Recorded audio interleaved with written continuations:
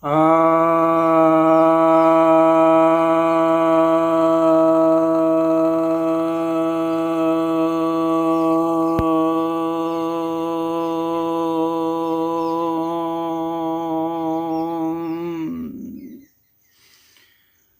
भक्तजनों को सप्रेम नमन। भक्तों, आज एक जिज्ञासा के ऊपर कुछ चर्चा कर रहा हूँ। ये जिज्ञासा कम, आरोप ज़्यादा है। इसमें जिज्ञासा यह की गई है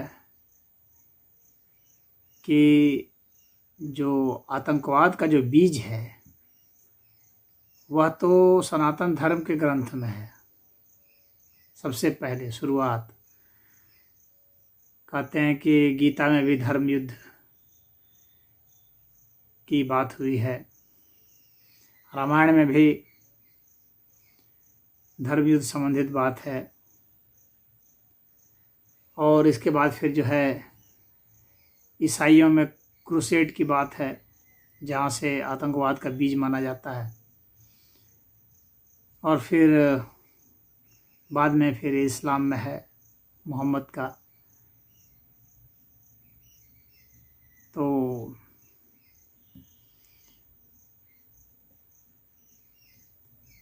यानी सामूहिक जो नरसंहार है अकारण, किसी मत को मानने के कारण। अकारण का मेरा मतलब यहाँ पर यह है, या उनका पूछने का मतलब यह है कि किसी मत को मानने के कारण जो सामूहिक हत्या है, लूटपाट है, बलात्कार है, इस तरह की बात सबसे पहले सनातन धर्म के ग्रंथों में है। यह सबसे पुराना है, इसलिए फिर ईसाइयों में है, फिर मुसलमानों में तो खैर है ही है। तो अब यह जो आरोप है, इस आरोप पर विचार करेंगे तो देखेंगे कि गीता में या रामायण में जो धर्म युद्ध संबंधित या महाभारत में जो जिक्र है या पुराणों में जो जिक्र है, तो वहाँ जो लोग यह आरोप लगाते हैं कि यह दूसरे धर्मों के खिलाफ में तो है, तो क्या वे बता सकते हैं कि वो कौन से दूसरे धर्म थे जिनके खिलाफ ये लड़ा गया? क्योंकि विपक्ष का भी तो वर्णन होगा कि अमुक के खिलाफ लड़ा गया। जैसे इस्लाम ने हिंदुओं के खिलाफ युद्ध किया, या ईसाइयों के खिलाफ किया, या ईसाइयों ने इस्लाम के खिलाफ किया, या हिंदुओं के खिलाफ किया, या पगान के खिलाफ किया। तो कोई ना कोई विपक्षी तो होगा। तो आप विपक्षी नहीं दिखा सकते किसी मत के कि ये विपक्षी है। वहाँ तो धर्म एक गुण के रूप में बताया गया है, और वे गुण जो हैं वो कोई मत नहीं है, वो किसी भी व्यक्ति में हो सकते हैं, और कुछ व्यक्तियों के समूह में भी हो सकते हैं। जो वहाँ वर्णन है, तो वहाँ तो एक कुल की दूसरे कुल से लड़ाई का वर्णन है, न कि किसी एक देवता विशेष को कोई मान रहा है तो उसके खिलाफ में युद्ध चल रहा है, या एक कोई किसी एक सिद्धांत को मान रहा है, एक फिलॉसफी को मान रहा है, उसके खिलाफ में युद्ध चल रहा है। ऐसा तो वर्णन नहीं है। सिर्फ ऐसे गुण जो कि मानवता के विकास के लिए बाधक हैं, मानव के बौद्धिक, आर्थिक, सामाजिक, राजनीतिक, आध्यात्मिक, इन गुणों के जो खिलाफ हैं, तो ऐसे को ही अधर्म बताया गया है। जो मानव विरोधी गुण हैं, जिनमें दया नहीं है, जो निष्ठुर हैं, जो शो ऑफ करते हैं, जो दूसरे की संपत्ति ले लेते हैं, लूट लेते हैं, तो ऐसों के खिलाफ किया गया है। और इस तरह का कोई ऐसा मत प्रतिपादित नहीं हुआ है। जो नास्तिक मत भी रहा है भारत में, तो यहाँ का नास्तिक मत भी अत्याचारी नहीं कहा जा सकता उसको। उसने यह कहा कि ईश्वर नहीं है, यह कहा कि आत्मा नहीं है, यह कहा कि जो है सब भौतिकवाद है, लेकिन यह नहीं कहा कि दूसरे का लूट लो, दूसरे की पत्नी का बलात्कार कर दो, या जो ऐसे मानने वाले हैं उनको कत्लेआम कर दो। ऐसा नास्तिकों ने भी नहीं कहा। तो अगर नास्तिक मत को भी अगर देखें तो ऐसा नहीं कहा गया, जबकि सबसे खराब यहाँ पर नास्तिक ही मत माना गया। अन्य जो मतावलंबी थे, जैसे जैन थे या आजीवक थे या और जो भी थे, चारावाक वाले थे, निर्ग्रंथ थे, कितने कितने प्रकार के यहाँ मत होते गए। उनमें से किसी भी मत के खिलाफ में तो ऐसा नहीं आया है कि उनके खिलाफ में युद्ध का ऐलान कर दिया जाए। तो यहाँ पर यह स्पष्ट कर देना जरूरी है कि यहाँ जो धर्म युद्ध की बात हुई है उसमें किसी मत के विरुद्ध में तो कभी ऐसा युद्ध नहीं हुआ। और इसके बाद रही ईसाईयत में जो क्रूसेड की बात है, तो उस क्रूसेड में तो अवश्य था कि चर्च का युद्ध हुआ राजाओं से, और वहाँ पर जो युद्ध होता है वह इस आधार पर होता है, वर्चस्व के आधार पर होता है। बाद में और क्रूसेड हुए जिसमें इस्लाम के खिलाफ हुआ, तो वहाँ पर यह माना जा सकता है कि यह किसी मत विशेष के खिलाफ में युद्ध हुआ। मुसलमानों ने भी युद्ध किया और ईसाइयों ने भी युद्ध किया। जीवों के खिलाफ में भी, जो यहूदी हैं उनके खिलाफ में भी ईसाइयों का युद्ध हुआ। तो वहाँ पर एक मत माना जा सकता है कि भाई हाँ, यहाँ मत के खिलाफ में युद्ध हुआ, धर्म के खिलाफ में युद्ध हुआ, तो वहाँ पर इसको आतंकवाद का बीज मान सकते हैं। लेकिन सनातन धर्म में तो ऐसा देखने में नहीं आया। जो धर्म युद्ध का वर्णन है तो उसमें जो दुर्गुण हैं उनके खिलाफ में बात हुई। इसलिए जो यहाँ जो असुर थे वे अलग मत वाले कोई खास नहीं थे। जो असुर और असुर का जो युद्ध दिखलाया जाता है वह मुख्य रूप से वो दो दयादों का एक तरह से युद्ध आप मान सकते हैं, क्योंकि वे दोनों ही एक ही पिता के पुत्र थे, एक ही पिता के पुत्र थे, एक ही तरह के मत को फॉलो करते थे। थोड़ा बहुत अंतर यह था कि एक में क्रूरता ज़्यादा थी, दूसरा सौम्य था, दूसरा अन्य को भी जीने देना चाहता था, और एक था कि भाई अन्य को उस तरह से जीने नहीं देना चाहता था। अपने अधीन रख करके मनमाना, जो सत्ता के लिए जो मनमाना व्यवहार किया जाता है तो वह मनमाना व्यवहार कर रहा था।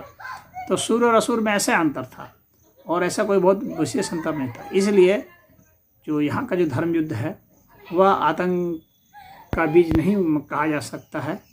वह तो श्रेष्ठता के लिए युद्ध हो रहा था, जो मानव के श्रेष्ठ गुणों के विकास में जो बाधक थे उनके खिलाफ युद्ध था, इसलिए इसको धर्म युद्ध कहा जाता था, न कि किसी अन्य मत वाले थे उसके खिलाफ।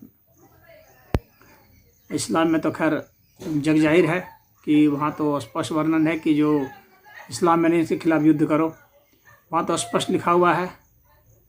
और इस तरह के वक्तव्य आप सनातन धर्म के ग्रंथों में नहीं देखेंगे जहाँ यह स्पष्ट लिखा हुआ हो कि जो दूसरे मत के वाले हैं उनके खिलाफ युद्ध करो। यहाँ तो जब सनातन धर्म था तो दूसरा मत था ही नहीं, अन्य कोई मत ही नहीं था कि उसके खिलाफ में युद्ध करने की बात लिखी जाए। जो थे सब सनातनी ही थे। हाँ, उसमें कोई दुष्ट हो सकता था, कोई क्रूर हो सकता था, कोई एक कुल से दूसरे कुल में युद्ध होते थे, एक ग्रुप हो सकता था उस ग्रुप से खिलाफ होता था, लेकिन जहाँ तक उनके धर्म की बात है वे सब सनातनी ही थे। तो उस अर्थ में तो आतंकवाद का बीज नहीं है। अब रही बात आतंकवादी पर्याय ऐसे मानते हैं डराने का, कि जो डराता हो, तो जाहिर सी बात है वो सभी काल में रहा है। वह मानव ही नहीं, वह हर जीव में है कि दूसरे को डरा करके जो अपना अधिक से अधिक लाभ ले सको, दूसरे को मार के अधिक से अधिक लाभ ले सको। तो यह प्रकृति प्रदत्त है, यह बात सच है। यह आप सभी प्राणियों में पाएंगे, चाहे कौवे हों, चाहे बंदर हों, चाहे शेर हों, चाहे भालू, चीता, खरगोश, जो भी ये जानवर देख लें, हिरन देख लें, गाय देख लें, भैंस देख लें, सभी प्राणियों में है कि अपने से कमज़ोर को मारते हैं। जो बलवान होते हैं वे दूसरे को डरा के धमका करके उनका हक अधिक से अधिक छीन लेते हैं या अपना अधिक से अधिक बेनिफिट कर लेते हैं। उसमें उनको दूसरे को मारना पड़ता है तो मारते हैं। तो अगर आतंक का यह अर्थ निकाला जाएगा तो इस अर्थ में तो सभी प्राणियों में है और रहेगा। इसका कोई अंत नहीं कर सकता, क्योंकि यह प्रकृति प्रदत्त है, यह भी एक गुण है। यह विकास में मनुष्य के या किसी भी प्राणी के विकास के लिए यह जरूरी है कि वह अपने में अधिक से अधिक क्षमता विकसित करे। हर तरह की क्षमता, शारीरिक क्षमता, बौद्धिक क्षमता, आध्यात्मिक क्षमता, मानसिक क्षमता, भावनात्मक क्षमता, हर तरह की क्षमताओं को विकसित करे और संसाधनों को अपने हक में प्रयोग करे, अपने चाहने वालों के हक में प्रयोग करे और अधिक से अधिक समृद्धि, अधिक से अधिक आयु, अधिक से अधिक स्वास्थ्य, इन सब चीज़ों को प्राप्त करे। तो यह एक स्वाभाविक प्रवृत्ति है। तो यह तो रहेगा ही रहेगा, इससे कोई इनकार नहीं किया सकता। लेकिन एक मत विशेष के खिलाफ में जो भय का माहौल फैलाया जाता है, तो उस अर्थ में जो आतंकवाद है वह तो सनातन धर्म में नहीं रहा है। जहाँ राज सत्ता की बात है कि एक राज सत्ता दूसरे राज सत्ता के खिलाफ में आतंक का माहौल फैलाती है, तो निश्चित ही जो राजनीति होती आई है अब तक, तो ऐसी ही राजनीति रही है। राजनीति सदैव जो है शक्ति की बात होती है और शक्ति सदैव आतंक फैला करके ही तो होगी। अगर आतंक नहीं रहेगा, शक्ति का प्रदर्शन कैसे होगा, सत्ता कैसे काबिज होगी, मिलिट्री कैसे हाथ में रहेगी? बिना मिलिट्री के राज सत्ता हो कैसे सकती है? संभव ही नहीं है। तो चाहे कोई भी राज्य हो, उसके पास मिलिट्री होगी, पुलिस होगी और उनका आतंक होगा, लेकिन उसकी एक नियमावली होगी। उस नियम के तहत ही वह भय फैलाएगा या दंड देगा या आक्रमण करेगा या हिंसा करेगा। तो वह नियमावली जो है वो सभ्य समाज के द्वारा विकसित की गई है, क्योंकि यह समाज एक तरह से सुव्यवस्थित ढंग से, स्थिर भाव से विकास को प्राप्त हो सके, सभ्य तरीके से चल सके, इसलिए उस नियमावली को बनाया गया है। इसलिए वे अधिकार दिए गए हैं, चाहे पहले के शासक थे तब, चाहे आज के शासक हैं तब, या आगे के शासक होंगे तब। तो वह एक मर्यादा के तहत होता है और उसमें लोक कल्याण की भावना भी छिपी रहती है। इसलिए इसे शुद्ध आतंकवाद नहीं कहा जा सकता है, लेकिन इतना तो निश्चित है कि आतंक का जो शाब्दिक अर्थ होता है भय फैलाना, तो भय तो मिलिट्री और पुलिस और जासूस ये फैलाते ही हैं। तो राज सत्ता तो सदैव इस आतंक पर ही चलेगी। यदि हम एक सुव्यवस्थित पूरे विश्व के लिए एक व्यवस्था कर दें जिसमें पूरे विश्व की एक मिलिट्री हो, सब जगह की मिलिट्री को समाप्त कर दिया जाए, तो आतंक थोड़ा कम हो जाएगा। एक राज्य से दूसरे राज्य के बीच में जो संशय का माहौल और भय का माहौल है ये बदल जाएगा, क्योंकि भय तो एक छोटे से देश, अभी देख रहे हैं, अभी ताइवान डरा हुआ है चीन से, तो चीन का आतंक है उस पर। तो आतंक सिर्फ एक व्यक्ति के लिए ही नहीं होगा या एक मत के लिए नहीं होगा, बल्कि एक राज्य के लिए भी हो सकता है, एक देश के लिए भी हो सकता है, और किसी और तरीके से भी हो सकता है। जैसे मान लीजिए कि कोई महिलाओं के प्रति आतंक फैलाने वाला काम करता हो, महिलाओं को आतंकित करता हो।